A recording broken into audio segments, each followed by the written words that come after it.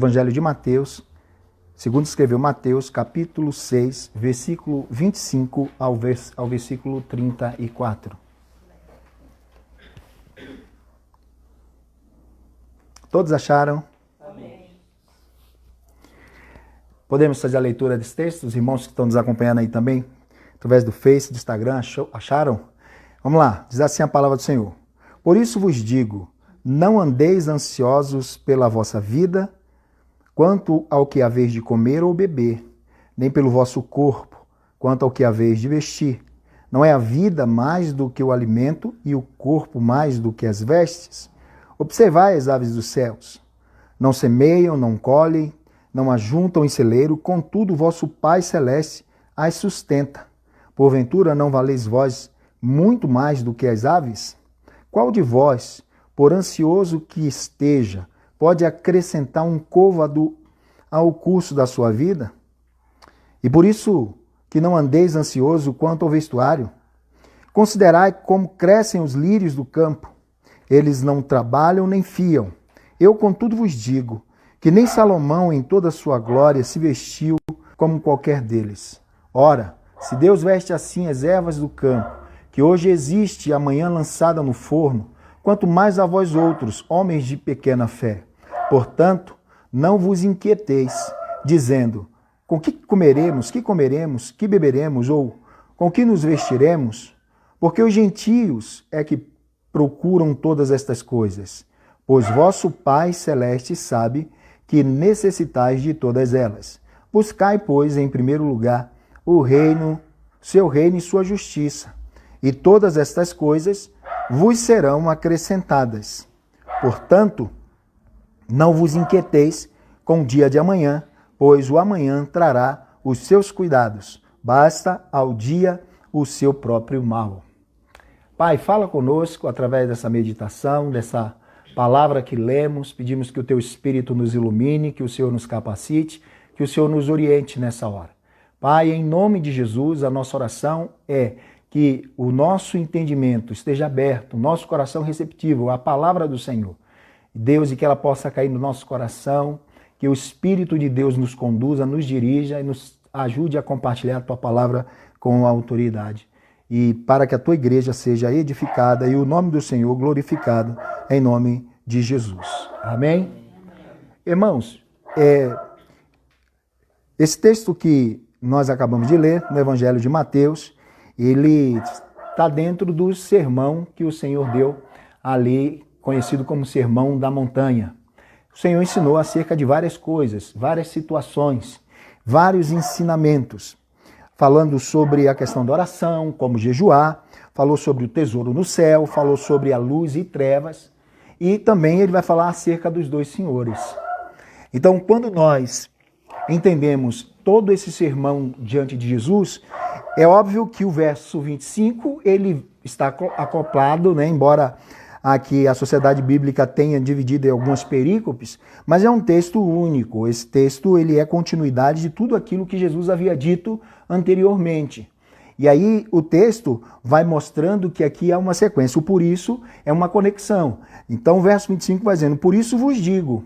Ou seja, diante de tudo que ele disse, então a observação que ele faz é, por isso eu vos digo, não andeis ansiosos pela vossa vida, né? E ainda segue dizendo, quanto ao que haveis de comer ou beber, nem pelo vosso corpo, quanto ao que haveis de vestir. Não é a vida mais do que o alimento e o corpo mais do que as vestes? Então, a primeira coisa que nós observamos é, assim, em cima de todo o ensinamento que Jesus traz, ele vai, nesse versículo específico, ele vai mostrar como é o homem que foi criado, o ser criado por Deus, é importante para o próprio Deus. Então ele vai mostrar a característica de Deus, o caráter de Deus, a fidelidade de Deus, alguns aspectos do caráter paterno de Deus, a provedor de Deus, e também mostrando a importância do ser humano, que o ser humano não é um ser criado de qualquer forma, sem propósito, sem objetivo, que foi gerado por um Deus, criado por um Deus, que fez toda a terra o seu habitat, criou o homem e jogou no mundo como se fosse simplesmente alguém que deu corda no relógio e deixou ele funcionando e salve-se quem puder. Não, o texto em primeira instância vai nos mostrar que Deus, ele é um Deus que interage. Ele é um Deus que se envolve com o ser humano, embora ele não necessite do ser humano. E a relação de Deus para com o ser humano é uma relação especial de amor e de paternidade. Então, Jesus está ensinando não apenas aqui os seus discípulos. É óbvio que tem uma multidão ali ouvindo Jesus, todos os ensinamentos de Jesus, mas em especial tem os seus discípulos, aqueles que estavam seguindo, aqueles que haviam aderido à fé, né? Abraçaram a fé, e outros que ainda iriam chegar, mostrando a ansiedade, a insegurança do ser humano. Porque, na verdade, Jesus está ensinando dentro de um contexto de pobreza. Então ele vai falar sobre necessidades básicas. Então ele vai falar sobre a vestimenta, sobre a alimentação, sobre o que é a vez de beber e as necessidades humanas, mostrando que isso são fatores que, de fato, podem nos tirar a paz, podem nos roubar a nossa tranquilidade e a nossa segurança. Então são situações básicas, necessárias, que podem roubar nosso sono, tirar nossa tranquilidade, minar possivelmente também a nossa fé. E o que Jesus começa mostrando é que há um lugar especial para o ser humano. É óbvio que com isso eu não estou dizendo que o ser humano é o centro, né, de Jesus, que Jesus e Deus quer agradar o ser humano, que o ser humano é o centro da vontade, não, de forma nenhuma. O centro sempre foi Cristo, o centro sempre foi Deus. Mas Deus, quando fez o homem, ele não fez e largou de qualquer forma. Então mostra a presença do Senhor. Então, diante de todo o ensinamento, Jesus vai mostrar também que, diante das necessidades da vida, daquilo que é básico, daquilo que é essencial para o ser humano, isso não pode ser motivo de roubar a fé. E é isso que ele então vai convidar o povo para descansar, em primeiro lugar, na fidelidade de Deus. Na fidelidade de Deus. Porque ali o texto vai nos mostrar: por isso vos digo, não andeis ansiosos pela vossa vida, quanto que haveis de comer ou beber, nem pelo vosso corpo, quanto que haveis de vestir. Não é a vida mais do que o alimento e o corpo mais do que as vestes? E chama atenção para o cuidado disso, não assumir o lugar de Deus no nosso coração. As nossas necessidades, não roubar todo o nosso tempo, não roubar toda a nossa atenção, todo o nosso esforço, toda a nossa expectativa. E isso é uma tendência de consumir todo o nosso tempo, toda a nossa atenção, de maneira que isso passe na escala de prioridade das nossas vidas, ser e assumir o primeiro lugar, e não Deus, e não o reino de Deus, e nem a justiça de Deus. Então o texto vai mostrar uma estrutura de prioridade. Então, na prioridade para Deus é: buscai o Senhor, o reino de Deus vem em primeiro lugar, a sua justiça em segundo lugar, e as outras coisas vos serão, ou essas coisas vos serão acrescentadas. E dentre elas, não só o alimento, as vestes e a bebida, mas algo muito mais essencial, algo muito mais especial. Essas coisas vos serão acrescentadas. Sobretudo, o reino de Deus, as bênçãos do reino de Deus e a justiça de Deus serão acrescentadas, né? Além disso, queridos, o texto vai nos mostrar que Jesus convida o seu povo para viver uma vida de confiança na fidelidade de Deus, na dependência de Deus. E aí ele vai dizer: observai as as aves dos céus, que não semeiam, não colhem, nem ajuntem celeiro, contudo o vosso Pai Celeste as sustenta. Porventura, não valeis vós muito mais do que as aves? Olha o lugar em que Deus nos coloca. Nós entendemos que Deus criou todas as coisas.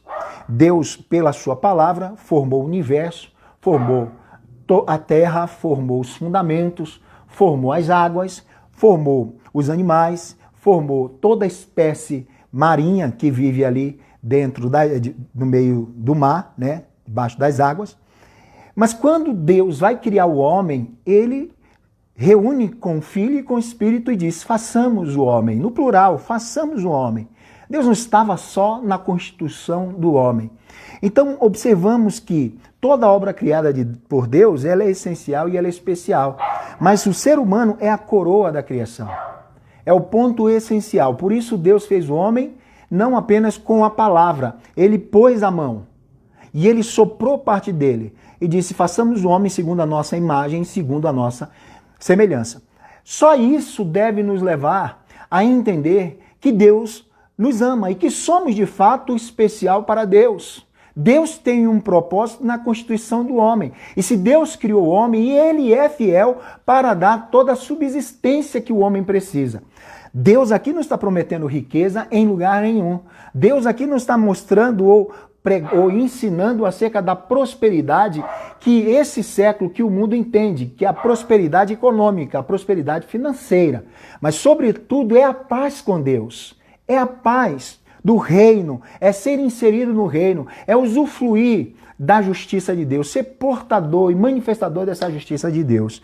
Por isso, então, quando ele vai falar acerca dos dois senhores anteriormente, ele está falando por quê? Por que o dinheiro se torna essencial para a vida de muitas pessoas? Porque a partir do dinheiro você pode possuir, você pode comprar, você pode comer, você pode vestir e você pode beber.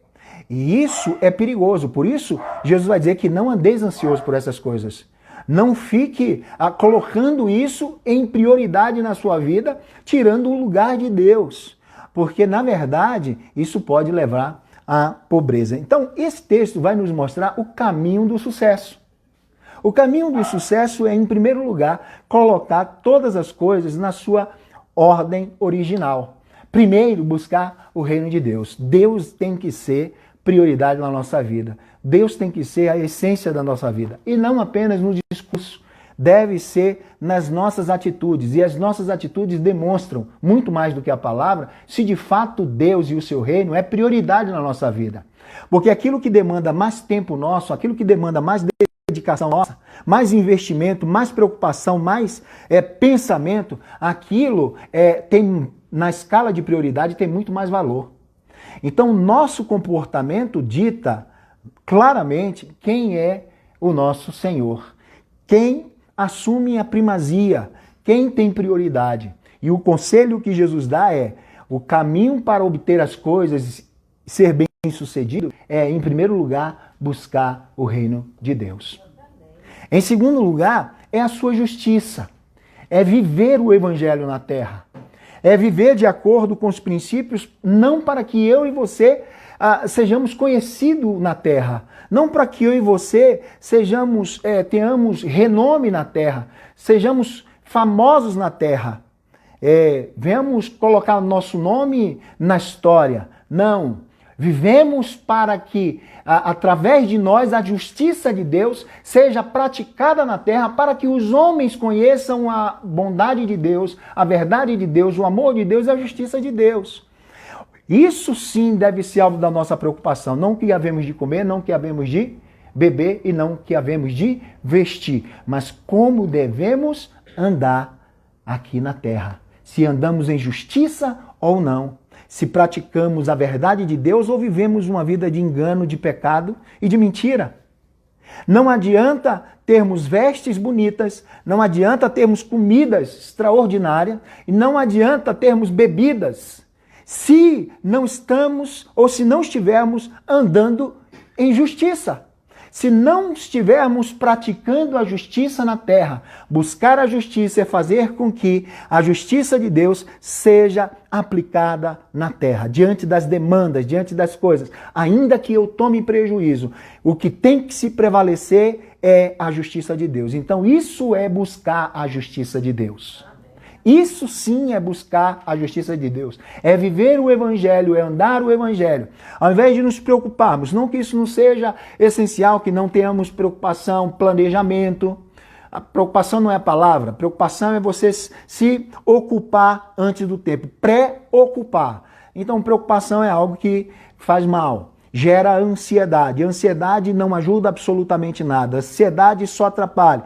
A ansiedade nos estagna, nos traz medo, nos deixa inseguro, gera doenças emocionais, psicossomáticas e mina a nossa fé. E nos faz estremecer diante de todas as situações.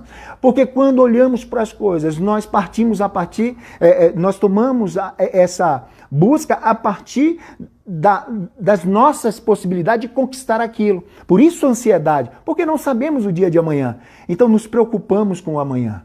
E aí Jesus vai dizer, basta cada dia o seu mal.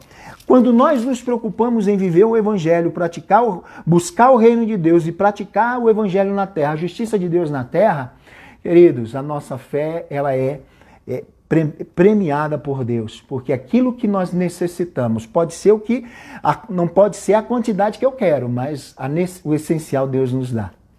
Porque Jesus vai mostrar nesse texto um outro caráter de Deus, a paternidade, a sua paternidade.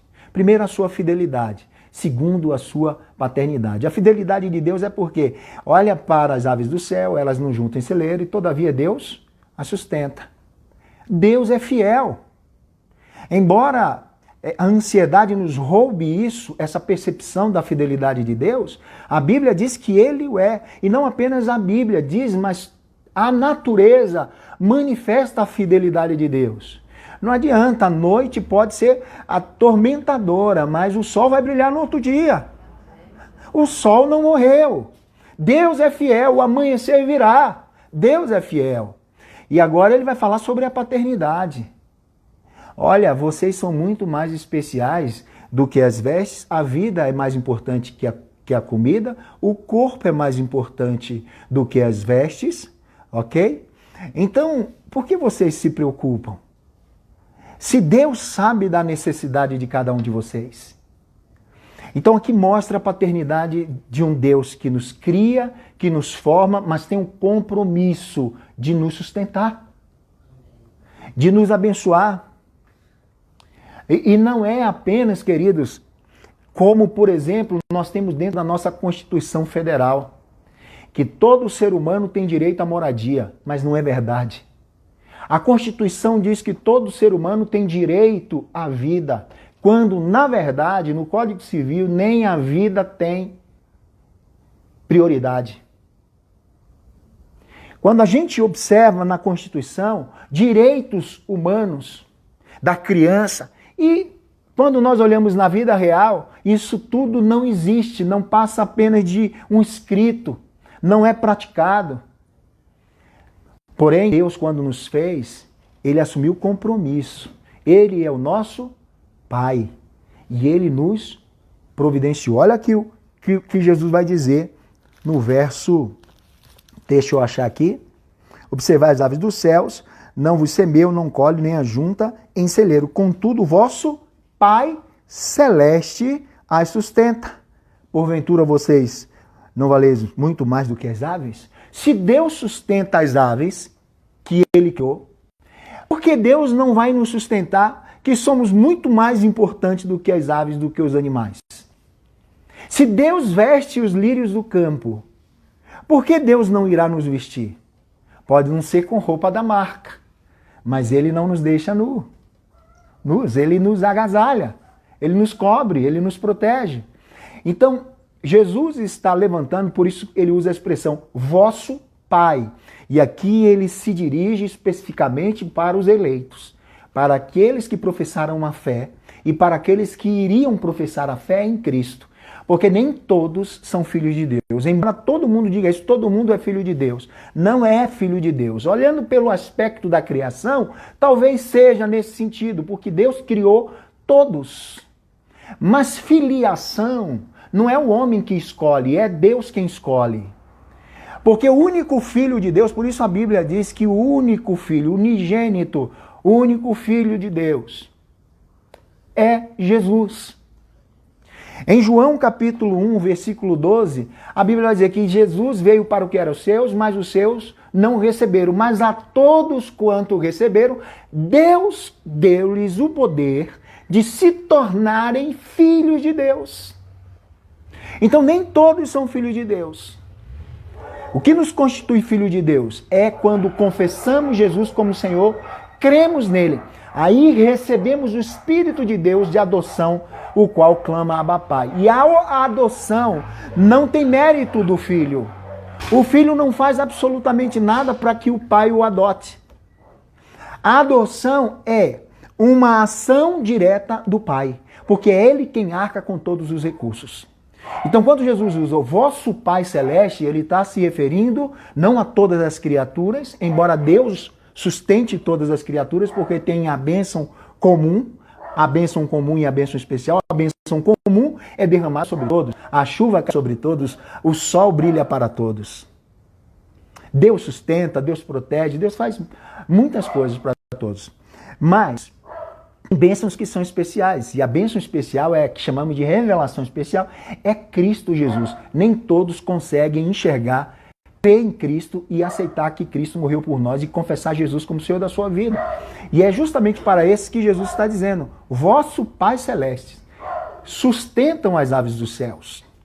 Vocês são muito mais importantes.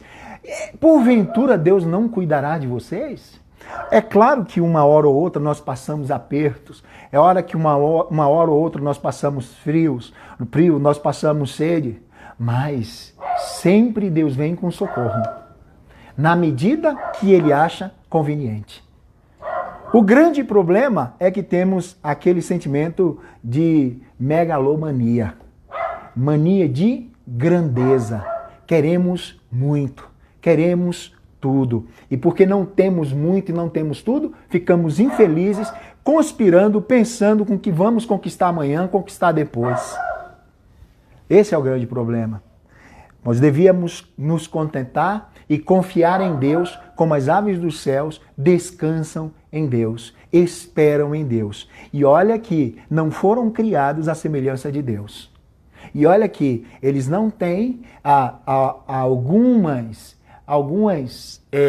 alguns atributos do caráter de Deus que nós temos. Mas muitas vezes as aves dos céus nos dão uma lição de vida. Ninguém nunca ouviu dizer que um pardal infartou ou se estressou, porque ele descansa em Deus.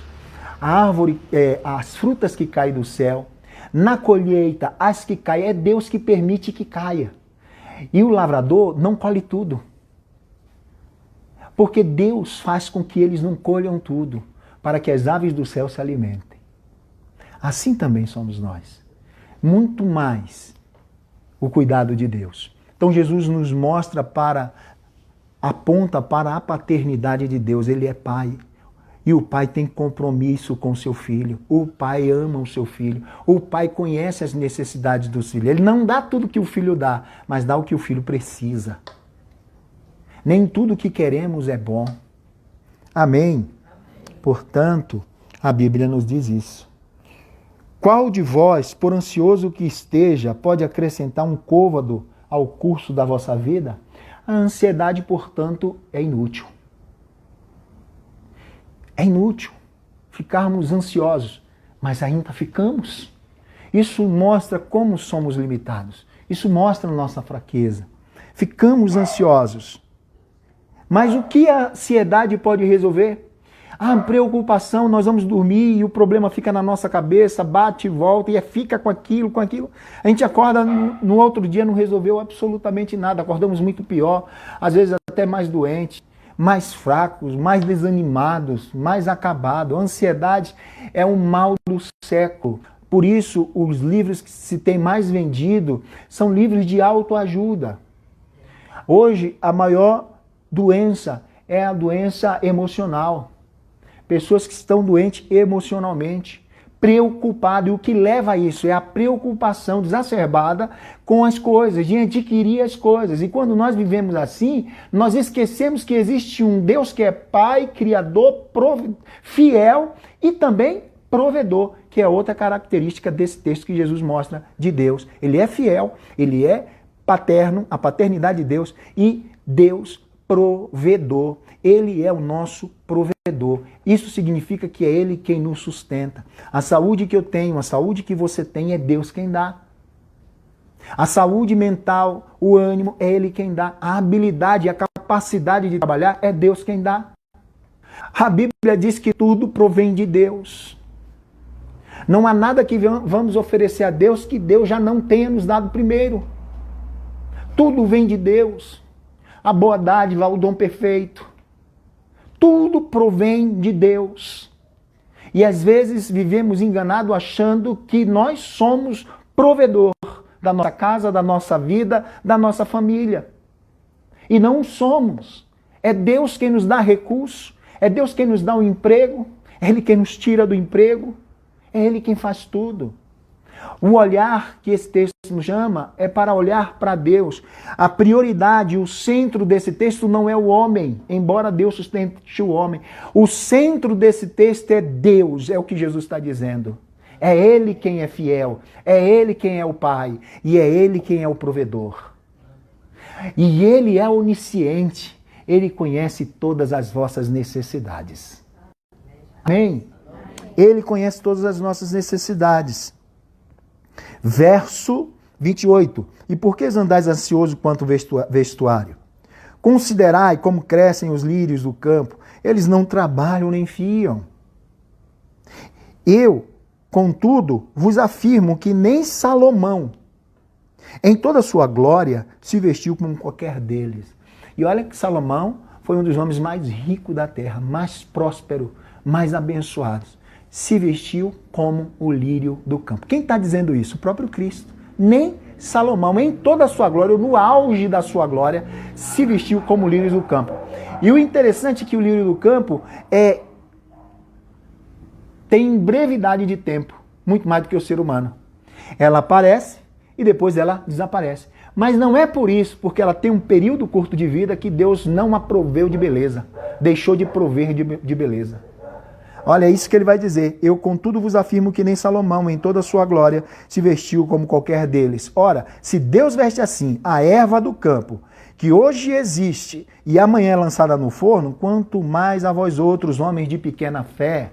O que aí Jesus vai falar de uma ansiedade que é gerada por falta de fé. E como nós podemos ser curados nessa área da ansiedade? Alimentando a nossa fé. Quanto mais somos alimentados, quanto mais somos fortalecidos, mais expulsamos essa ansiedade. Existe aquele pensamento que não é ansiedade, mas é um cuidado de planejamento, porque Deus nos fez capazes, inteligentes e semelhantes a Ele. Assim como Deus planejou toda a criação, como Deus planejou toda a redenção do ser humano, nós temos a capacidade de planejamento. Planejamento é diferente de ansiedade. Você se projetar, pensar no futuro, mas isso não pode roubar sua paz. Isso não pode ser roubar seu futuro, roubar sua alegria. Quando isso acontece, significa que estamos tirando os olhos de Deus e olhando para a nossa própria capacidade, que é limitada. Por isso o temor, por isso o medo, por isso a incerteza, por isso a insegurança, por isso a ansiedade. A ansiedade, ela começa a existir quando a fé vai diminuindo. Na medida que a fé se esvai, a ansiedade toma o seu lugar. Não há lugar para fé e ansiedade. Não andam juntos. A ansiedade só ocupa lugar na nossa vida quando a fé está indo embora. Isso é um sinal. O que fazer? Fortalecer a nossa fé. E a Bíblia diz que a fé vem pelo ouvir. E ouvir o quê? A palavra de Deus. A Bíblia diz que Abraão creu contra a esperança. E como ele conseguiu crer contra a esperança? Contra todas as possibilidades? Contra a esperança de que o seu corpo não poderia produzir filho, o da Sara não poderia produzir filho, as circunstâncias estavam completamente adversas, contrárias, a promessa de Deus estava cada vez mais longe, mas ele creu contra todas essas esperanças. Como ele fez isso? Fortalecendo-se na fé. E como ele fez isso? Dando glória a Deus. Quando nós damos glória a Deus, nós entendemos que tudo vem da mão de Deus. E se é Deus que está fazendo isso, ele tem um propósito. E todas as coisas cooperam para o bem daqueles que amam a Deus. E quando temos essa convicção e quando vivemos isso, mas isso só acontece quando nós buscamos o reino de Deus e buscamos a sua justiça. Isso fica impregnado de tal maneira que a nossa fé cresce, porque nos relacionamos cada vez mais com Deus. E diante dos desafios, nós podemos temer, nós podemos titubear, mas temos a convicção de que isso cessará, porque Deus é, primeiro, fiel, segundo, Ele é Pai, e terceiro, Ele é provedor. Amém? E não só isso. Quarto, Ele é conhecedor de tudo que eu preciso, de tudo que você precisa. Ele sabe, e mais do que você. Às vezes eu estou sofrendo por uma coisa que eu penso que vai ser essencial para a minha vida, mas não é nada, não vai acrescentar nada na minha vida. E Ele me dá o que de fato é importante. É por isso que quanto mais buscamos a Deus, o reino de Deus e a sua justiça, mais entendemos. Conhecemos a Deus e passamos a conhecer a nós mesmos. E as nossas necessidades passam a ser outras. As nossas prioridades passam a ser outras. E quando nós entendemos que estamos buscando a Deus, que estamos agradando a Deus, não nos preocupamos. Sabe por quê? Porque a gente sabe que Ele é fiel. Se eu estou envolvido com as coisas dEle, certamente Ele cuidará de mim. Agora, sabe por que muitas vezes nós ficamos assim? Porque não cuidamos das coisas de Deus. Não buscamos o reino de Deus. Não praticamos a justiça de Deus. Aí vem um temor. Porque o que é que acontece? Deus não vai fazer. Porque eu estou distante de Deus. Eu não estou buscando a Deus, eu não estou fazendo a vontade de Deus. Amém, queridos? Então, o texto diz exatamente isso. Para a gente concluir, o versículo diz: portanto, não vos inquieteis dizendo que comeremos, que beberemos ou com que vestiremos, porque os gentios é que pensam assim. Olha só, o Senhor nos diz que quando agimos assim, estamos agindo como gentios. E quem eram os gentios na linguagem bíblica? Aqueles que não faziam parte da aliança, aqueles que não conheciam Deus. A Bíblia diz que aqueles que agem dessa maneira é semelhante àqueles que não conhecem a Deus. Vocês, em outras palavras, o que Jesus, eu vou ler aqui, colocando, sintetizando aqui. Olha só. Porque os que não confiam em Deus é que procuram essas coisas. Quando ele diz, porque assim são os gentios é que agem assim, ele está dizendo aqueles que não creem em Deus, aqueles que não confiam em Deus. Porque os que não confiam em Deus que procuram todas essas coisas. Pois o vosso Pai Celeste sabe que necessitais de todas elas. Então, presta atenção. Presta atenção, você que está me assistindo. Deus sabe que você precisa comer. Deus sabe que você precisa vestir. Deus sabe que você precisa calçar. Deus sabe que você precisa beber. E Deus sabe que você precisa habitar em algum lugar. Tanto é que Ele não fez o homem e jogou na vastidão da terra, numa terra vazia, sem forma. Ele primeiro fez o habitat do homem, porque o homem precisa habitar em algum lugar. Então Ele sabe que precisamos morar. Amém? Amém. Pode não ser a morada dos seus sonhos, mas é a morada que Deus tem compromisso comigo e com você. Amém? Então, quem pensa diferente e perde o sono e deixa de viver e fica doente por causa dessas coisas, é porque tiraram os olhos de Deus. Por isso ele vai dizer, homens de pequena fé, pararam de crer em mim. Pararam em crer no Deus que é fiel, no Deus que é Pai, no Deus que é provedor, no Deus que é conhecedor de todas as coisas, sabe o que você precisa, porque Ele sabe, porque Ele te fez. Ele fez você sentir fome. Quando Ele te fez e me fez, Ele sabia que sentiríamos fome, sentiríamos sede, que sem comer, sem beber, nós morreremos. Então precisamos de Deus para viver. E quando comemos, nós temos que lembrar que é Deus que está mantendo a nossa vida. Quando bebemos, é Deus mantendo a nossa vida. Quando somos aquecidos, é Deus mantendo a nossa vida. Porque Ele é Pai. Amém? E aí ele segue dizendo, buscai, pois, em primeiro lugar, aí ele vai colocar em escala de valores. Qual o caminho do sucesso, da paz e da tranquilidade? Buscai, em primeiro lugar, o reino de Deus e a sua justiça. As outras coisas são consequências. Amém?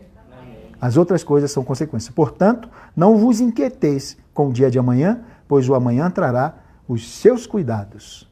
Basta ao dia o seu mal. O que Deus está dizendo? Viva hoje. Se alegre com o que eu te dou hoje. Não se preocupe e não se entristeça com o que você não tem amanhã. Sabe por quê? Amanhã trará os seus, olha o que o texto diz, pois o amanhã trará os seus cuidados. O que é que Deus diz?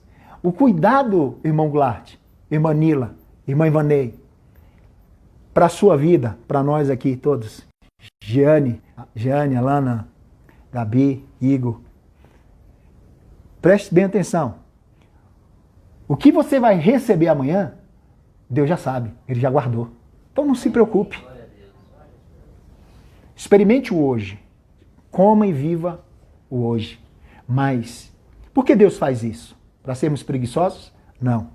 Justamente para que a minha preocupação, a sua preocupação, o seu tempo e o meu tempo, seja em fazer a vontade dEle.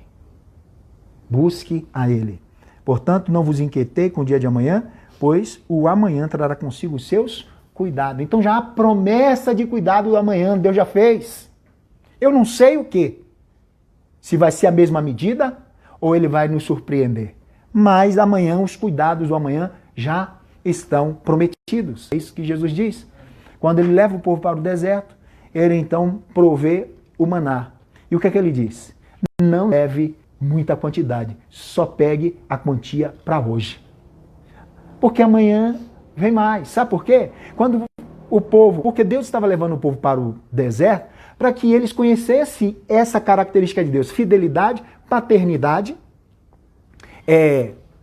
provisão e ciência, onisciência, conhecimento de tudo que eles precisavam.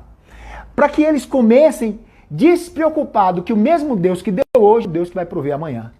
E aqueles que não confiavam e pegavam a mais, apodreciam o maná. Não adianta. E aí, queridos, no outro dia vinha um maná novo. É isso que Cristo está dizendo. Portanto, não vos inquieteis com o dia de amanhã, pois o amanhã trará os seus cuidados. Basta cada dia o seu mal. Não se preocupe com o mal de amanhã. Mas tudo de hoje. Vamos vencer hoje. E vamos experimentar os cuidados de Deus hoje. Amém? Nós temos que sofrer por hoje. Não temos que sofrer por amanhã. O amanhã não existe. Quando sofremos por amanhã, estamos abrindo a porta para a ansiedade, doenças emocionais. Que Deus nos abençoe. Em nome de Jesus.